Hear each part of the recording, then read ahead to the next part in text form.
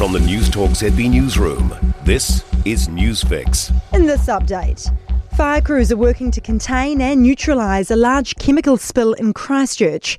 Fire and emergency were called to a commercial premises on McAlpine Street in Wigram early this morning. There are no injuries. There are road closures and people have been asked to avoid the area. US President Donald Trump's Middle East envoy has visited a controversial aid distribution site in Gaza. Steve Witkoff spent 5 hours visiting the Gaza Humanitarian Foundation site. It follows reports of deadly shootings at GHF points, which Israel denies, saying its troops have only fired warning shots. A Palestinian told the BBC hunger has caused people to turn on each other when food does arrive. His words are translated by the BBC. If the crossings were open for just one day, food could reach us.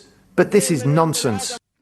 Global markets have been rattled following US President Donald Trump's tariff announcement. Stocks across Europe and the US have closed lower, many posting their biggest single-day loss since early April.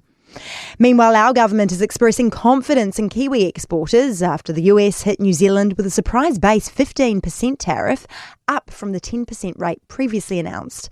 Trade Minister Todd McClay says it's disappointing, but he said there were signals tariffs would escalate and believes exporters are nimble. It's not surprising that this has happened, although you should rest assured that there has been ongoing engagement with the US administration. And a timely new campaign is calling on Kiwis to trust their senses during natural disasters. The National Emergency Management Agency has launched new ads about the importance of acting fast during emergencies. It says some disasters can develop in minutes without time for an official warning to be sent. It comes as the National Emergency Management Agency is still warning of strong and unusual currents in our coastal areas, despite cancelling its tsunami advisory following the 8.8 magnitude earthquake off the east coast of Russia. That's news. The sport, and the Black Caps have wrapped up victory over Zimbabwe in the first cricket test inside 3 days. New Zealand have chased down 8 runs to win the match after tea on day 3 after rolling Zimbabwe for 165 in their second innings. The second test starts on Thursday.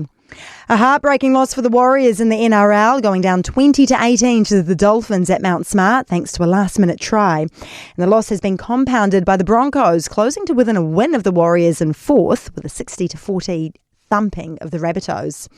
Manawatu have beaten North Harbour 38-25 in their NPC game in Palmerston North, and Lydia Ko looks likely to avoid the cut at the Women's British Golf Open in Wales, the only Kiwi to do so. That's sport. I'm Diana Vesic.